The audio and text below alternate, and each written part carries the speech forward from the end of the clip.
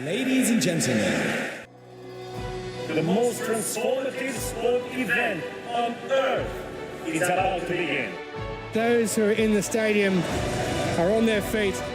It's just a long, niggly climb. Because it is desperation now.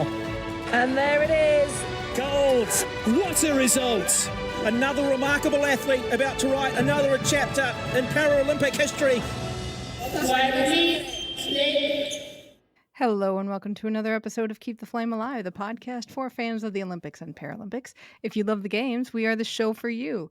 Each week we share stories from athletes and people behind the scenes to help you have more fun watching the games. I'm your host, Jill Jarris, joined as always by my lovely co-host, Allison Brown. Allison, hello. How are you? I was fine. Yeah. But now I feel like Simone Biles' teammates when she sprung on them that she was going to drop out of the competition. When did you do a new introduction? Did it over the weekend. I don't know if I could do the show now. I'm so confused. No, it's awesome. It's great. Thank you. Well, I wanted something that was Paralympic because I know that our current theme is all Olympics, and it hasn't changed much since the onset of the show, which was initially an Olympics focus. And I felt weird having shows that we've devoted a day to Paralympics now until the games. And I felt weird playing an Olympic theme for that. So I sat down and found some clips. And let me tell you, I'm glad we weren't around in London 2012 because, we would have had feed beefs. You're a woman, you can multitask better conversation during some athletics competitions from the commentators. It was bad. It was, I think, a 200-meter maybe race, and because I was looking for some crowd sound, and London would have had good crowd sound, but oh my gosh, the commentators would not stop talking throughout the entire race, so couldn't get good crowd sound. And one of the British runners, who I will decline to name now, but you could find her if you look for the finals, because she's wearing a flower in her hair. And did that draw some comments from the male commentator of the pair. I don't even want to go there. I want to leave it 12 years in the past. But it was fun. It was fun reliving some moments and being sad about Tokyo having no crowds, and it's really echoey in that stadium, and people are cheering, but there's not a lot of people cheering. And I've seen over the past couple of days just elements of Tokyo that were so nice and detailed, just the way the Japanese would do it, and you're like, those games would have been so special. Moving on. Let's right. Not dwell in the past. That's right. So we are going to look forward to the future. Looking forward to Paris. We are talking today with Noelle Malkamaki. She is a para shot putter in the F46 class, which is effective movement in the arms or an absence of limbs. She is currently on the track and field team at DePaul University, but will soon graduate and turn pro. She's started competing in para athletics in 2023 and won gold with a world record at her first para athletics world championships. So we talked with Noelle about technique, competing in both able-bodied and para sports, and pants. Take a listen. Noelle, thank you so much for joining us. First off, how did you get into throws?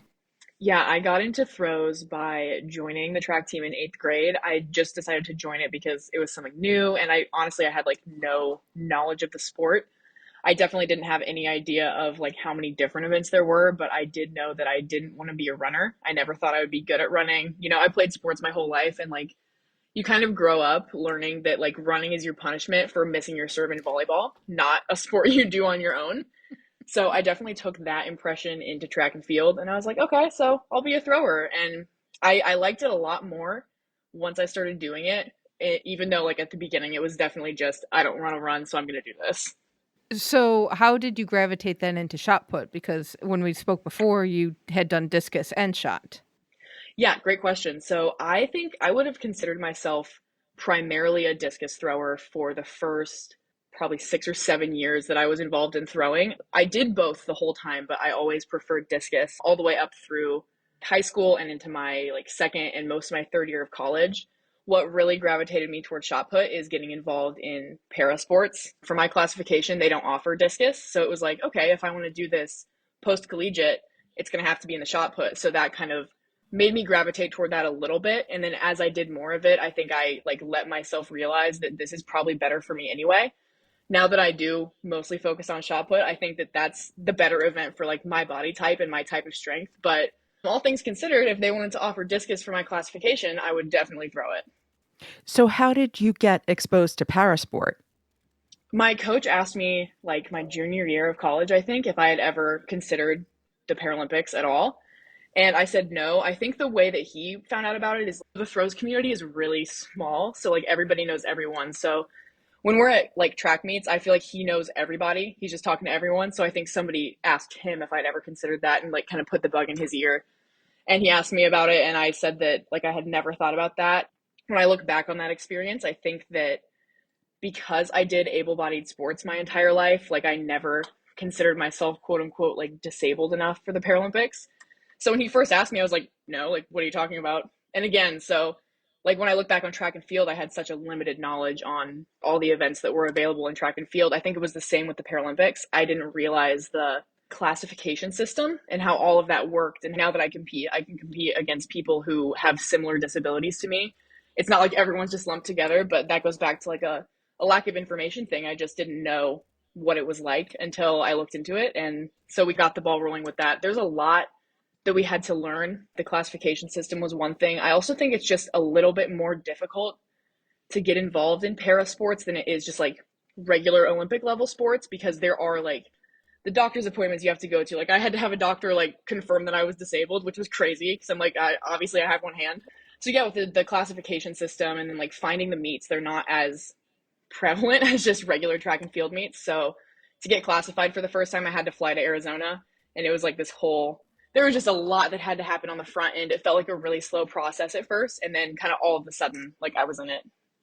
Well, we wanted to talk a little bit about your classification and how that process went. So you have a permanent disability. So do you only have to get classified once and it's going to stay with you? That's my understanding, is that because with something like this, like my lacking a hand isn't going to change. It's not going to like grow or change at all, you know? So I don't think I have to get reclassified. I actually might be wrong about that, but I know for a fact that like, especially people in the like cerebral palsy classes, like they have to get reclassified a lot because that can change a little bit as time goes on.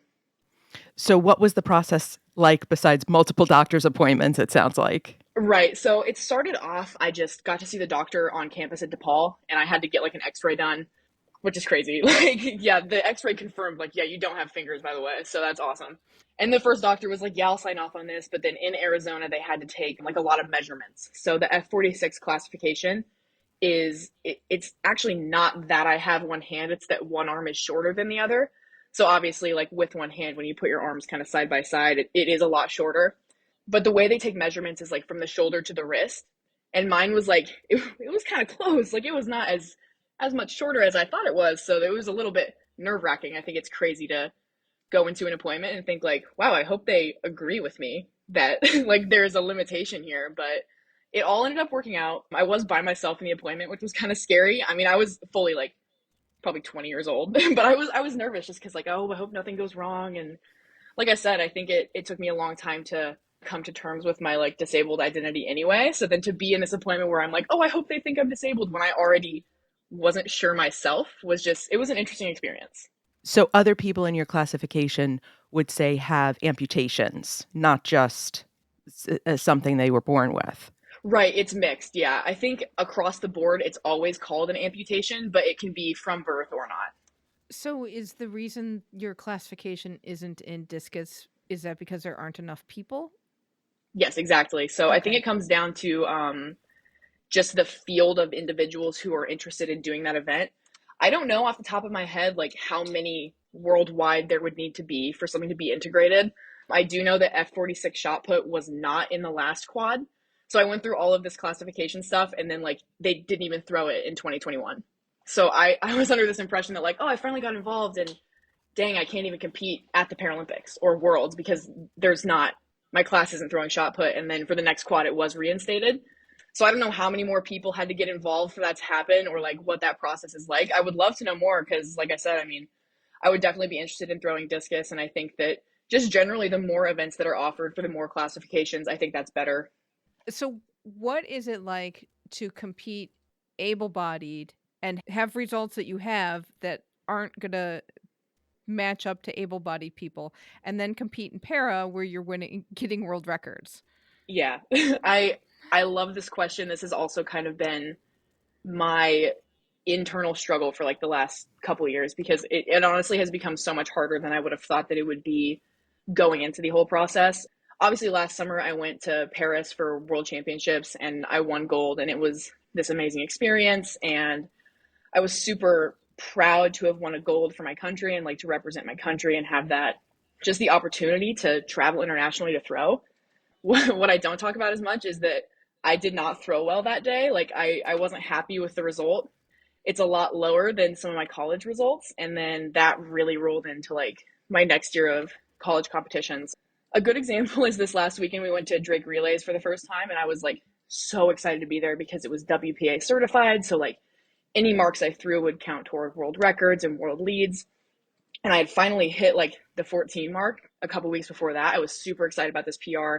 I was like, I can't wait to go out and like throw another world record. And I ended up breaking it only by a centimeter. So I only threw like 13.33 when just 2 weeks ago I threw 14 meters. And it's hard to make the two ends meet, because in this one sphere, when I throw what I consider to be not a great meet for me, it still is like good enough. It's breaking a record. It would win a lot of meets, but I know deep down like I'm capable of so much more.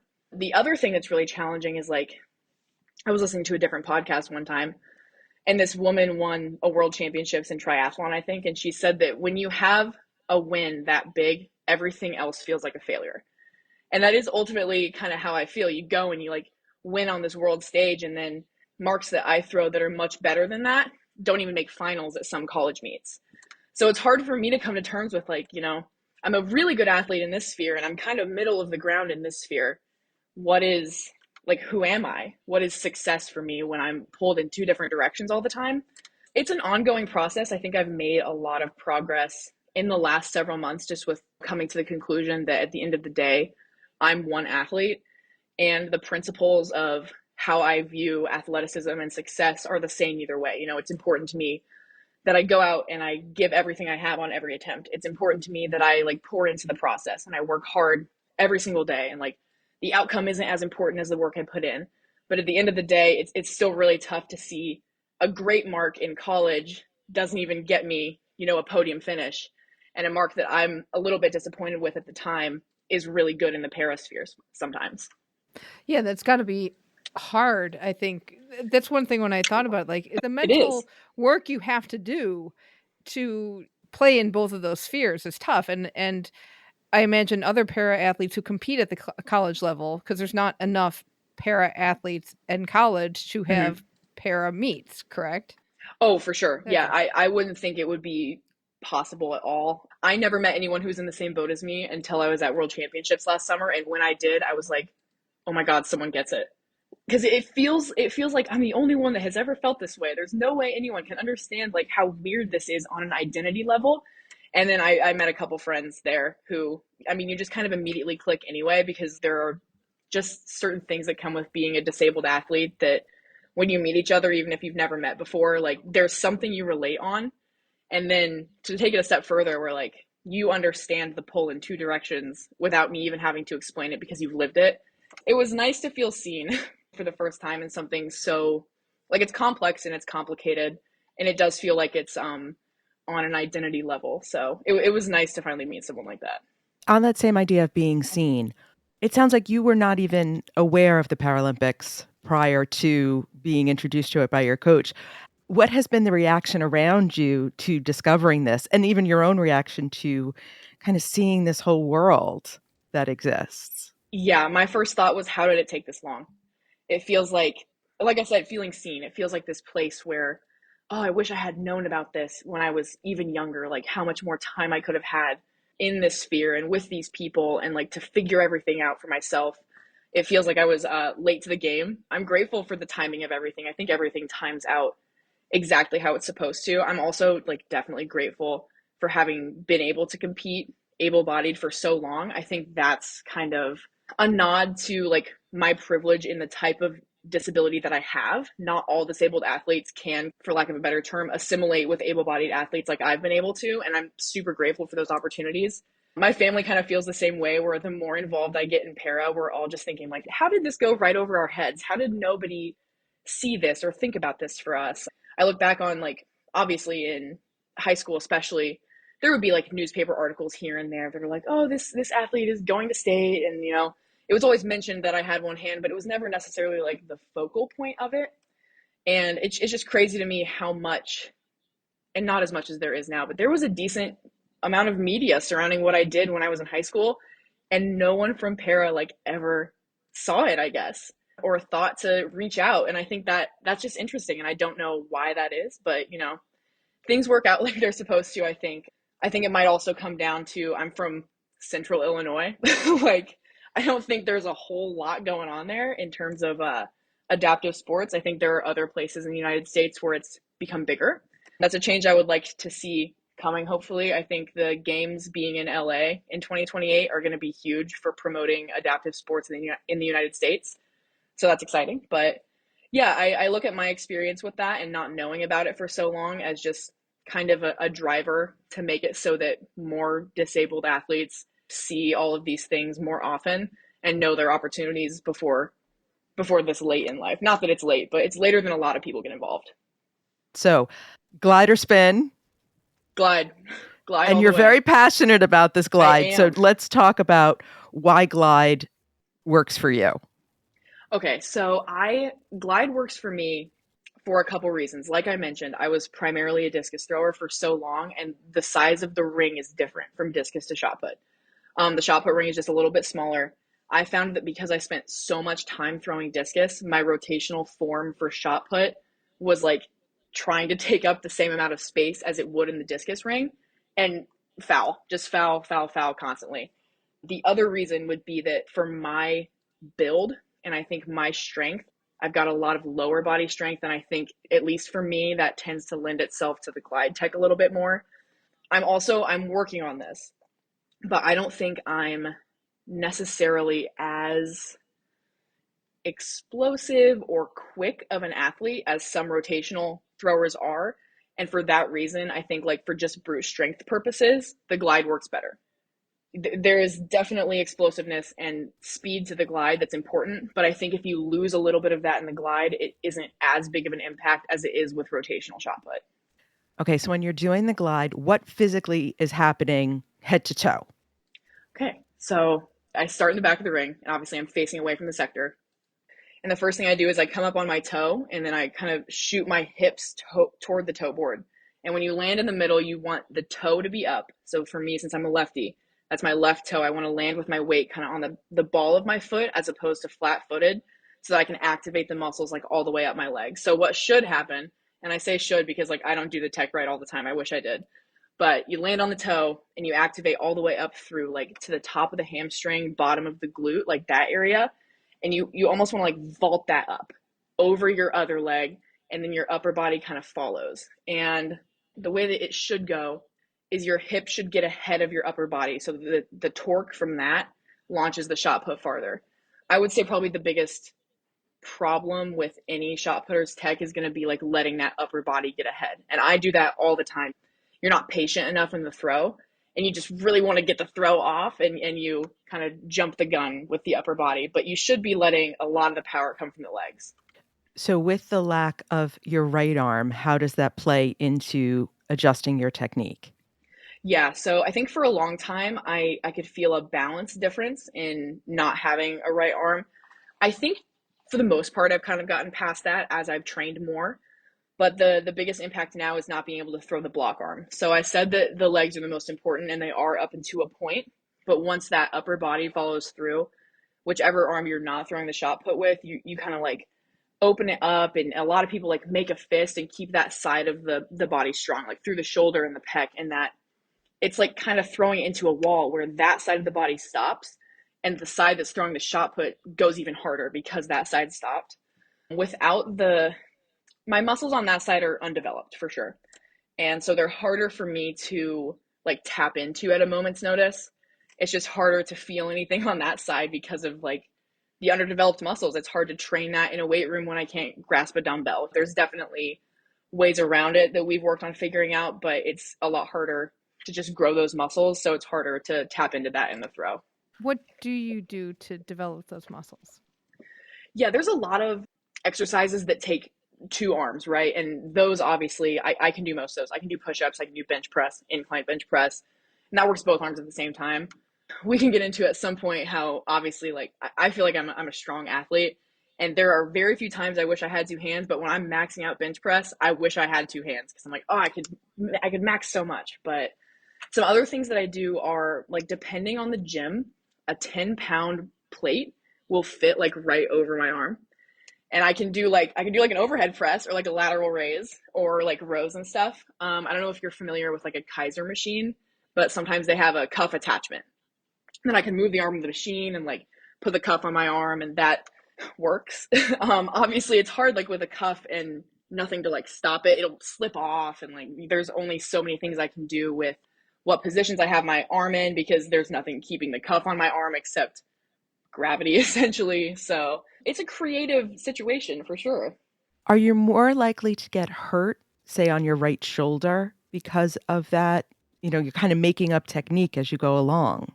That's a good question. I haven't yet. I would. Oh God, I'm sorry. No, it's okay. You're all good. Me tomorrow. Okay, guys, listen, what's going on? No, the only thing that I could think of that I have to check sometimes is like, obviously my left arm is so much stronger. So when I go to do an exercise on the right that's similar, I'm like, okay, let's get the weight down because we can't do this on the right side. But I think in general, I haven't found anything that's going to hurt it yet. I'll keep you updated though. And how do you keep the balance when you're doing lower body, but say, you know, something's resting on your shoulders, or you're supposed to hold it in your hands, or how that plays out in keeping that balanced as well? Yeah, so if I'm doing something like a step up that people would usually hold like a dumbbell in each hand at their side, I just go goblet style. I hold something heavier in the middle. Or I think the way that I hold the barbell on my back is just different than most people. Like I hold it normal on this side, but I'll just kind of let this arm rest over it to keep it on there. Front squat can get questionable because I just kind of hold it like this and this arm is straight out. So I have to really be careful with like the core and not letting this arm fall down because there's just nothing holding it there like there is on the left side. I'm not sure you can answer this. Why are shot putters so tall? What's the advantage of the extra height? That's a great question. My best guess is launching the ball just from a higher point starts it off higher. If you can get your arm up over the toe board, a longer wingspan lets it start farther past the toe board already. I think that's what it comes down to ultimately. I think people that are below average for shot putters, though, in height can definitely still be like great shot putters. Is your arc different than able-bodied shot putters? That is a great question that I've never thought about, but I think it definitely is. So like I talked about the block arm thing, because I don't throw that, I think I end up like I should be square when I release. And because I'm not doing anything, it's more like this. And I think that probably does impact the arc a lot. I see action photos of myself and I'm like, don't post this. Like my tech looks so bad. Don't post that. And it's always this. It's always I've got my arm dipped down. So I think that would change the arc actually, just based on like not throwing the block arm. Yeah. So if you look at those pictures and you go, my technique looks bad, what do you do to try to change that? Or can you? Yeah, I think you can. Changing tech is, in my experience, hard. It takes a lot of drills. I don't like doing drills.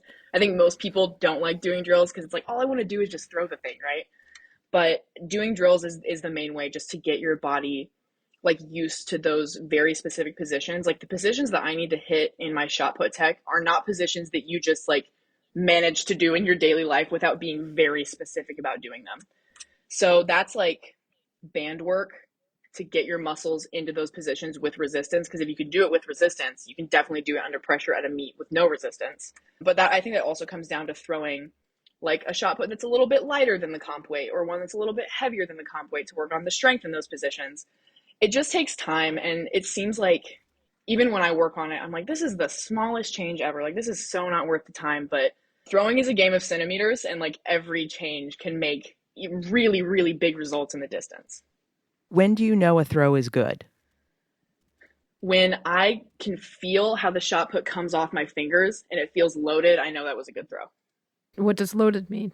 Okay. There's so much that can go wrong somehow. It's like, it's such a short amount of time, but so much can go wrong about, how you have it tucked up under your chin and if you've got it in the right position. And like when my hip gets ahead of my upper body and I can kind of feel that torque, I feel more of the shot put at the tips of my fingers. There are other throws where like maybe I'll feel it down here. Sometimes it'll come off real bad and it'll be like way up here.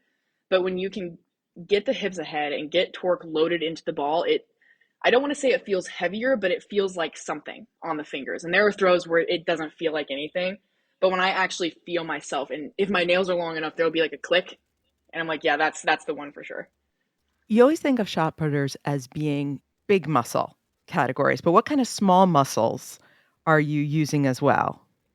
Ooh, I like that question too. I think one I don't think about a lot that we've talked a lot about this year is like your calves. Your calf muscles are actually really important to get up at the front of the ring. You want a lot of height on that throw. The wrist muscles, like I just said, you can kind of feel when the shot put comes off, and obviously that requires the wrist. Almost every shot putter you ever talk to is going to have had a wrist injury at some point because that's just weird. Like your hand is probably not really supposed to do that. I remember I did PT for like my wrist muscles, and it was harder than maxing out a back squat because I'm like, I've never used these muscles in my entire life. Like I've got a 1 pound dumbbell going like this and it's making me sweat. Like, what are we doing?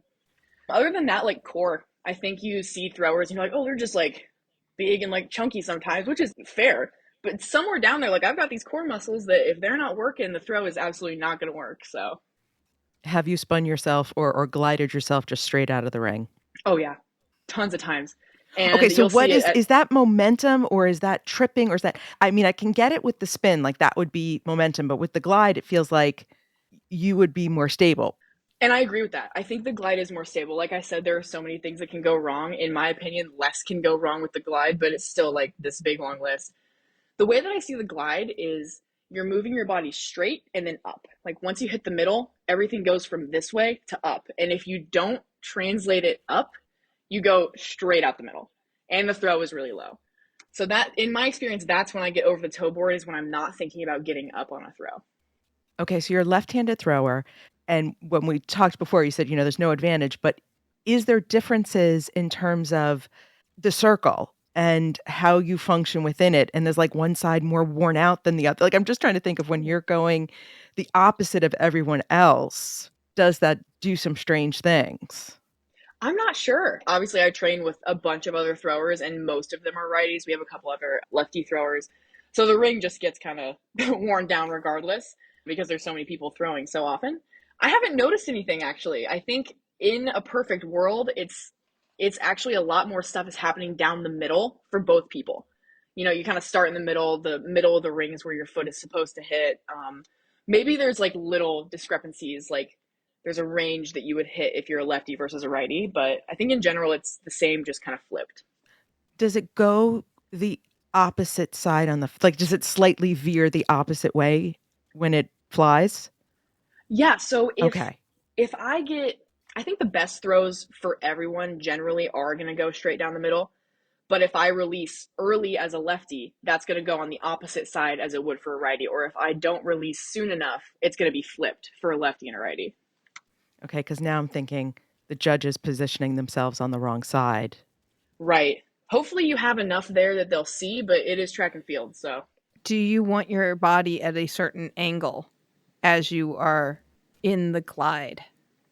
Yeah. It depends on where in the throw you're at, but there's definitely like kind of a range of primary angles, I guess. When you're in the middle, if you're too high, obviously you have no power. If you're too low, you can't get out of it. So you want to be kind of right at I'm trying to think of what your knee would be at in that position. Maybe, oh man, 100, like 120 maybe. And then at the front, obviously you want to be up. But if you're too up and you're back, then it's just going to go straight up. And if you're too bent over, you're not going to get any height. So there are definitely specific angles you want to be at. I would love to look at my videos and kind of know specifically what those are. You've got me intrigued now. I have a sort of related question. Because you have such strong thighs, how difficult is it to buy pants? Oh, amazing. And you're tall, amazing too. Question. I am, yeah. So I feel like recently brands have been better about the long sizing, like tall sizing, thank God, because it is hard to get pants that are long enough. I received in my gear kit this year from my school a pair of extra large sweatpants. I'm like, sweet, this is great.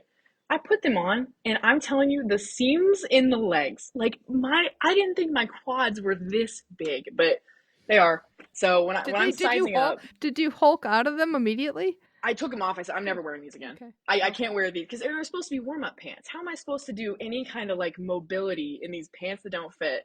So do I size up in pants for my thighs? Absolutely.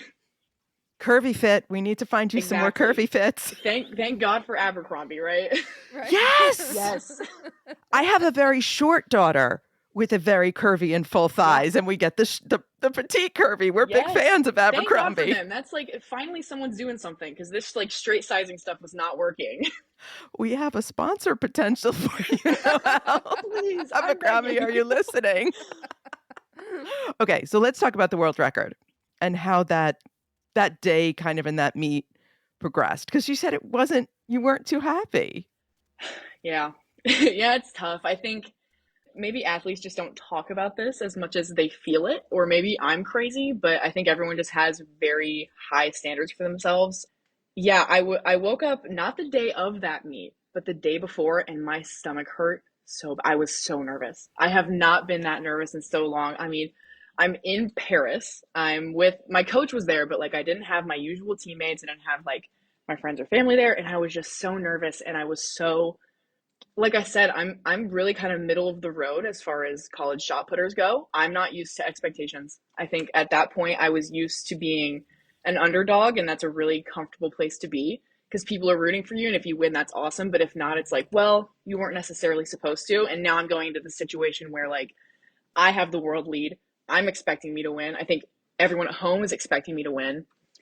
And I just didn't know how to cope with that yet. I actually don't know if I do still because it's just so different than what I did the first like 8 years of my career. So the day before, me and my coach actually went and we just like kind of explored Paris, got our minds off of throwing, practicing, all of it, and just went and experienced like what the opportunity was supposed to be. You know, I get to do the thing I love and go to Paris for it as well, which is just awesome. So sometimes you have to take a step back and look at the big picture of like, there is actually more to life than throwing the shot put, believe it or not.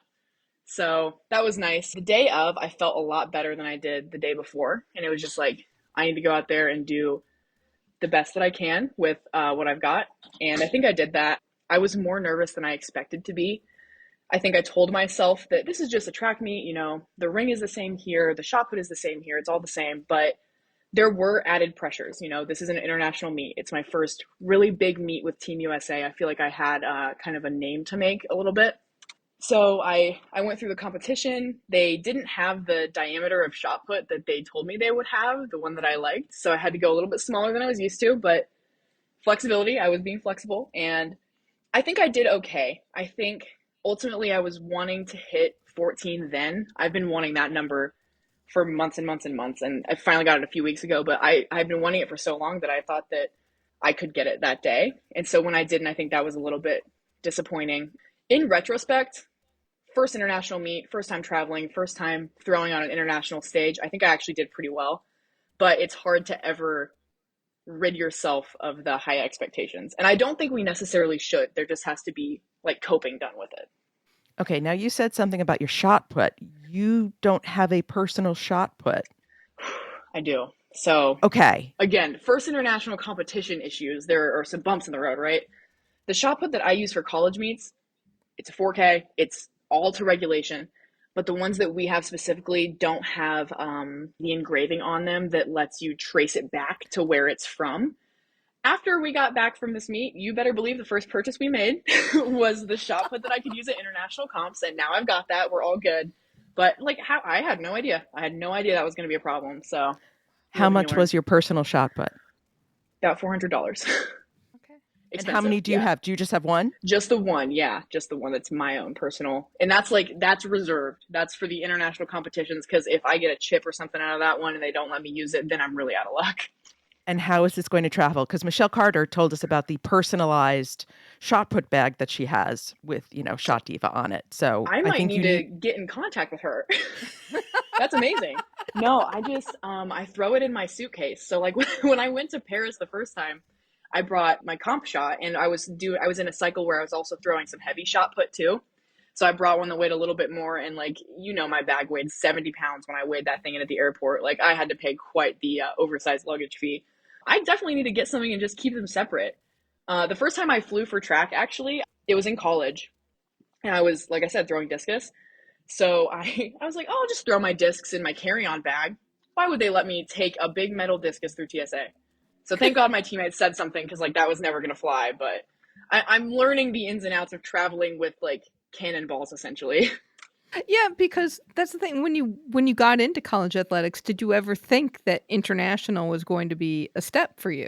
Absolutely not. I look back on high school, I didn't think I could throw in college. I never thought I'd be a college athlete, let alone, looking at a post-collegiate career where I'm flying internationally to throw shot put. I think it's just kind of beyond what I ever dreamt was possible for me in the athletic sphere.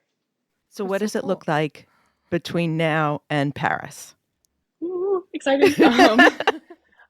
I'm off this weekend. I don't have a meet coming up this weekend, but I do have conference the weekend after that. And then that will be my final college track meet, which is crazy. It's been so fast and also so slow. 5 years is a long time to be throwing in college, but I'm super grateful for it.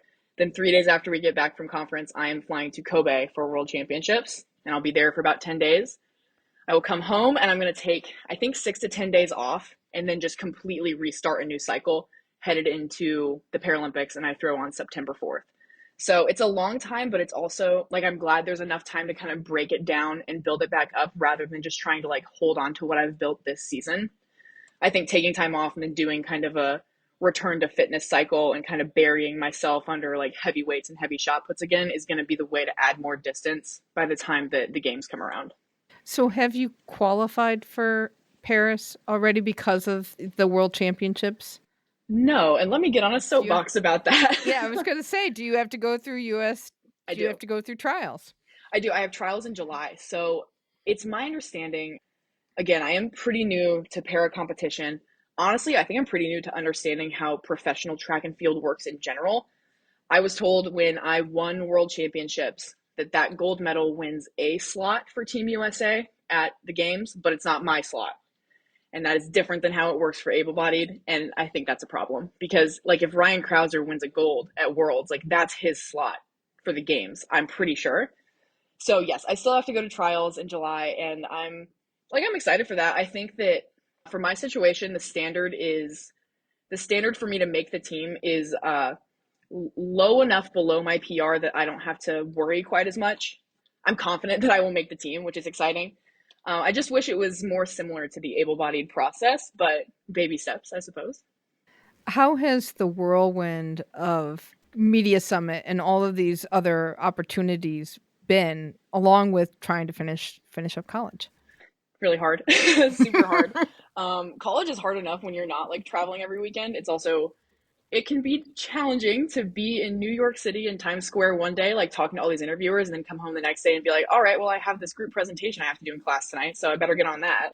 It just feels like I kind of have one foot in one world and one foot in the other, and I'm just kind of ready to take the next step into a professional career. Lucky for me, I am done with my undergrad. So I finished my undergrad in December. I'm taking grad classes right now, to finish out my eligibility. So I have my degree. I can relax a little bit because I'm at least done with my degree. So you're not going to miss your graduation? No, I am not. I thought I might have to. I was really worried that I'd have to, but DePaul is on the quarter system, unfortunately. So our graduation is very late. It's the middle of June. Okay, good, because I was going to get upset. I know, I would too. I think my mom would just string me up. Be like, what do you mean the Paralympics? You go walk with that cap and gown, right, Miss Noelle. Right. My mom's on the phone with Team USA. Yeah, we got to reschedule. Okay. I like your mom. Me too. What does she think of all of this? Because she was with you in New York, But like just all of a sudden, bam, there's this whole new world we never thought of. Yeah, she was the New York trip for her was out of her comfort zone, I think.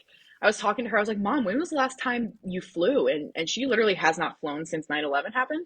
So she didn't even know about like TSA and like the new stuff you have to do. But both my parents have always been very, very supportive. And I think they just kind of take in stride whatever direction we're headed now. But I know that if we got her very honest, she would say that she also never expected any of this. And I almost wonder if that makes it like even more fun. Where it's like, obviously there is something that would be cool about this has been my dream forever and I feel really fulfilled to finally have reached it. But like, it just fell in my lap and I almost feel like so lucky and just, it's so cool how it's happened. And I think that my mom feels the same way. She hates to miss things. She hates that she couldn't come to Paris last year and she won't be in Japan this year. My whole family will be in Paris for the games and I am like thrilled about that. I just know it's going to be probably one of the best experiences of my whole life. So I'm really excited about that. But yeah, if she could be at everything, she would in a heartbeat. So turning pro, what does a pro career look like for a para athlete? Yeah, I wish I knew. I think it's different for everybody. I think that, again, this is all just my own perceptions. I think it's a little bit easier for able-bodied athletes to get sponsorships and to get brand deals and to do all these things and like be able to make good money doing it. I think for me, it's really challenging. Like, you know how the NCAA is. Like, I'm very limited in what I'm able to do with the NCAA, which means I'm also pretty limited in what I'm able to like plan for post grad. So I'm not totally sure yet what my situation is going to look like. It's my goal to get a sponsorship. I would love to be sponsored before the games. I don't know how realistic that is, just because I think that, my biggest stage so far is going to be at the games. And if I can really put on a good show and win gold, I think that looks good for brands that want to sponsor.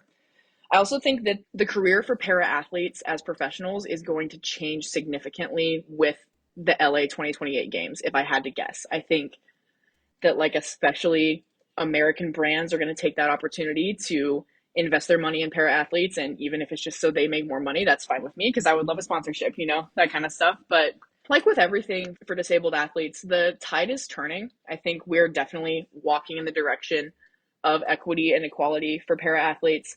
It's slower than people want to see, but I'm also grateful that I'm involved at a time where at least my gold medal makes the same amount of money. So we'll see how things change in the next few years. I'm hoping that I'll be able to solidify a sponsorship soon because, I would love for this to be like my only job.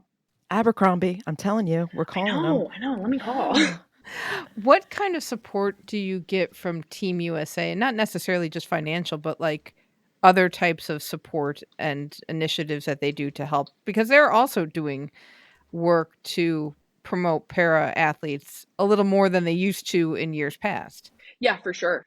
I guess a good example is like the media summit. I was really impressed personally with how many para athletes were there, which was awesome. Financially, I think the support is the same for para athletes and able-bodied athletes. And then the next biggest thing I can think of for supporting athletes is I know they offer, whether it's insurance or just like coverage of some kind, but like mental health services.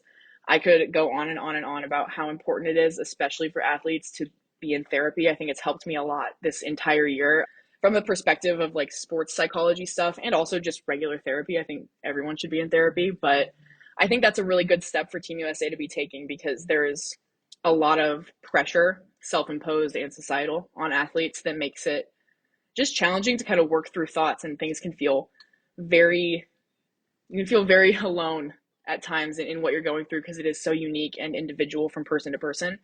And I think being in therapy for athletes is very important. At home, is there a lot of throwing things? A little bit. I live with my husband. Yeah. Well, like if I'm taking my sock off, I'm gonna throw it at him just because. What else am I supposed to do with it? Because you can. Right, exactly. So I guess, I like shoot stuff into the trash can or in the dirty clothes hamper and stuff. Oh, Noelle, could you toss me that? Boom. Boom. There's a hole in the wall now. Awesome. I'm sorry, you're getting me on a mush brain day because there's so many thoughts I have about. It's just kind of interesting to be at this point in its history. And it's also interesting to hear like, oh, here's an athlete who ascends to the top of the class almost immediately, but like we've never heard of Paralympic sports. I don't know. I can't even make a full sentence anymore, Noelle. No, I understand what you're saying though. It almost makes you wonder like how many more are there? Who is Yeah, out there yeah. that's doing these incredible athletic feats and just has absolutely no idea that there's something for them that's an even playing field for their success. Right. Or even just the ability to be athletic or be, movement and stuff like that. And it's just, I mean, there's lack of money and in all of this stuff. So it's just, so when you have no money, it takes more time. And it's Yeah, just, it's interesting. And then I don't know. I wonder, do you feel pressure yet of now I have to promote the movement as well? for sure. Yeah. And as that was hard at the media summit, actually, I feel like that was the first time that people asked me more of the like heavy hitting questions about the future of the Paralympic movement and about being a disabled athlete. And I'm like, I just got here. I have no idea, and everyone I talk to, it's like, you get involved at a young age and you kind of know the ins and outs, you know what works and the inequalities and what they are specifically. And then from my perspective, I've barely been doing this for like 3 years. There's so much to learn, coupled with, I in the process of learning about the Paralympics, it has coincided perfectly with the process of me accepting my identity as a disabled person. And that complicates things further where I'm like, I feel a lot of privileges based on my type of identity that other people can't. And then it makes it difficult to speak for an entire movement. So yeah, it's definitely challenging, but I feel like it's a challenge I'm willing to accept because I think it's the right thing to do. I'm curious as to within the Paralympic movement, the hierarchy, and is there, oh, you're too new, you're not disabled enough, kind of that tension within? Yeah, I think so. Not as much of the like, you're not disabled enough as it is like what I noticed when I was in Paris with my first Team USA team, right? If you aren't the best of the best, like podium, top three, there's a break for sure. And so when I first got there, like I just made friends with the people that I met and I have these great friends. And after I won gold, they were like, oh, don't forget about us now. And I was like, that's awful. Don't ever say that. That's so sad. And I'm like, I would never do that. But there definitely is like, there is some discrepancy between people and there's a little bit of competitiveness. I think it comes back to, like you said, there just isn't as much money. There aren't as many opportunities. So anybody who's getting a sponsorship just took one away from you. It's that mindset where like, because things are so limited, I have to make sure I'm getting everything because like supporting somebody else and getting it means it may have just been taken from me. That's the impression that I got. Now I want to ask about able-bodied athletics, if there is that same cool kids at the lunch table kind of thing. Probably. I think what's interesting about DePaul is like we are a Division I school, but it's not like the SEC. Things are very different. I think all of us are kind of in the same boat all the time with like most of us aren't getting NIL deals. Like we're not doing anything crazy. We're not really in like commercials and stuff. So because of that, I think we're all in the same boat. I'm sure at like some big Division I schools, it gets brutal. No, I mean, it is interesting that there's this element of dog eat dog, but you're also dealing with a society, I would say. Correct me if I'm wrong, because I work at home by myself and I don't have kids, so I don't go out. I don't go out much and interact with people. But like, there seems to be more of a movement of let's build each other up, let's work together and be bigger and better, and it makes everything better for. What is that phrase?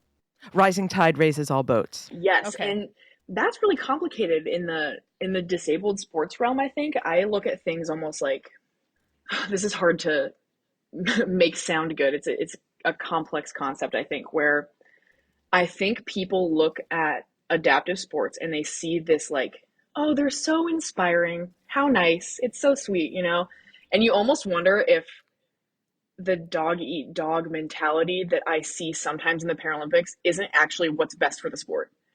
If we actually see competitors and they're going head to head, and we're talking like the same stuff that you would see in able-bodied sports, people are going head to head. They're ruthless. Like there isn't as much of like, well, I'm going to support you so we can all get better. Like I think the most equal thing is that everyone is trying to beat everyone.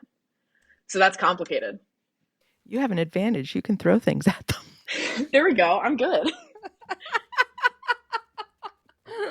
So yeah, people who throw things, we love you. There we go. Amazing.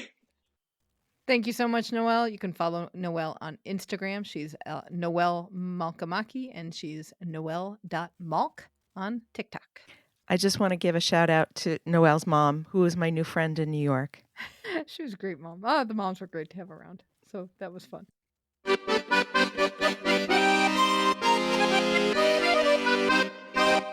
Ooh la la, c'est magnifique. C'est magnifique indeed. We have more kit news. This time it is from Haiti, where the designer Stella Jean has announced the outfit that the Haitian team, the 15-person strong Haitian team, will wear. This is something. Yes, it includes pants for the men, a skirt for the women. That, how do I even explain this? It covers the artwork of Philippe Dodard. So one of his paintings called Passage is the fabric. And it's stunning. Stunning, absolutely stunning. And if you remember when we talked about the travesty that is the French uniform, this is how you do a sleeveless jacket for a woman. Haitians are going to look gorgeous. They are. So the women have a blazer that's got a wide fabric belt around it. The blazer is sleeveless basically, but it looks like it's got little cap sleeves, but enough to make it dressy. And then there's a blouse underneath it. The men have the pants with the painting design on them, and then they have a blue shirt underneath another blue jacket, which is the shirt's a signature Haitian shirt called a guayabera. Yes, so you'll see that very familiar shape and design. It's very 60s. But it's also very cool. The whole thing is very fresh looking, I think. And I can say fresh because I'm old. But it's fantastic. It's going to be a beautiful outfit. In motion, this is going to be beautiful. Right. Speaking of clothing options, which is not on our show sheet, but I was watching some of the recap videos from the torch relay every day. They're putting out a daily Yes. video. I did see a little baby wearing a friche hat. I'm getting a friche hat. That's how people will find me in France. Friche hat, keep the flame alive shirt. Yeah, and I'll put one of our pins on it, on the tip, Okay. and that will be me. All right. So even though I'll be shorter than everybody else, you see, like, just all you'll see is the hat working through the crowd. Oh, there's Allison. There she is. We have some hospitality news. Apparently, there are going to be Casa Mexico and a Maison Polonaise. We don't have a ton of details about them, but houseparty.blog said that they were looking for volunteers. So we'll have links to that in the show notes. Apparently, Puma is going to have a house located in San Juan. Nice. Get some shoes. Not sure if that one will be open to the public. And Omega, the timing operator, will have a house, but it's not open to the public. So more places around. That will be Omega will be a house to try to get into. Will it be a mega Omega house? NBC Universal has an official audio partner for the Olympics. That will be iHeartMedia. iHeart will have 24/7 play-by-play audio channels, and that's going to include men's and women's basketball coverage, soccer, volleyball, swimming, gymnastics, and track and field. Emphasis on Team USA there. It will also have an original weekly podcast and Olympics-themed episodes of some of iHeart's popular podcasts. None of these podcasts include us. Just move on, because don't make me mad. Also included in the lineup of NBC commentators and analysts that's coming out is Steve Kornacki. So if you are a fan of his election analysis, you will be probably delighted to see what he does with an Olympic Games. And if you remember, Leslie Jones from Saturday Night Live talked about Steve Kornacki being her TV boyfriend. She just was in love with him. And she also, during the Olympics, did a whole I love this sport thing. So Steve Kornacki doing announcing for Olympics. Leslie Jones' head may explode. Also, what making my head explode a little bit is the idea that Flavor Flav is now the official hype man for U.S. women's water polo. So this is such a fantastic story. And it reminds you, one of the things that we often ask is, how much do things cost? And Maggie Steffens, who's the captain of the women's water polo team, who has just dominated international competition for, almost 2 decades, is running out of money. They have no money. These poor people are working 2 and 3 jobs, so she put a call out on social media saying the U.S. women's water polo team need financial support. And Flavor Flav came back and said, "You got it, girlfriend." So I don't think he's just doing hype. He's actually writing a check to help these women out. Good on you, Flavor Flav, for stepping up. So we'll see, because I'm sure he'll be wanting to go to Paris. And I mean, if he doesn't already have his tickets, but Can you imagine him and Snoop Dogg at a water polo match together? We don't need Omega. We got Flavor Flav's clock that he's wearing. Oh, that is a cross promotion made in. We come up with the best cross promotions. Omega, give Flavor Flav an official Omega timing clock for the water polo matches. I am here for that. to TKFLASTAN. It is the time of the show where we check in with our team Keep the Flame Alive. These are past guests and listeners of the show who make up our citizenship of TKFLASTAN, our very own country. First off, Stephanie Roble and Maggie Shea finished 9th at the 49 FXer European Championships, and they finished first in 3 of the races. Oh, good for them, man. Kelly Chang and her partner Sarah Hughes have been officially named to the beach volleyball team for Paris. McKenna Gear has been working on qualifying for Paris 2024. She needs to compete at one more international event to get some qualifying points. Superfan Sarah has spotted limited edition Team Cheerios at the store. These come in frosted berry flavor. So if you are looking for stuff for your parties or your breakfast every morning while you are cheering on the Olympics, you can get yourself some limited edition Team Cheerios, because they are like red, white, and blue, or, as much as Cheerios can get red, white, and blue. So they can go for a myriad of countries. The dulcet tones of Jason Bryant have been in Turkey announcing the Olympic qualifying tournament there. Listener Dan will be running the New York City Marathon in support of the Women's Sports Foundation. And thank you to all of our TKFLASTANIs who support the show, whether you tell a friend about us, and we really appreciate you telling your friends about the show. If you write a review in your favorite podcast app, or you support us financially, our flame would go out if it wasn't for you. Find out how you can support the show at flamealivepod.com/support. And that will do it for this episode. Let us know what you think of Para Shot Put. You can find us on X, YouTube, and Instagram at FlameAlivePod. Send us an email at flamealivepod@gmail.com. Call or text us at 208-352-6348. That's 208-FLAME-IT. Chat with us and other fans on our Facebook group, Keep the Flame Alive Podcast, and sign up for our weekly newsletter with even more Olympic and Paralympic info for you at our website, flamealivepod.com. On Thursday, get ready for Surface Talk with a French accent. We are going to learn all about volleyball courts, and you will not believe the technology that they pack into the surface. Plus, we may hear from some of the volleyball players we spoke with at the Team USA Media Summit. So thank you so much for listening, and until next time, keep the flame alive.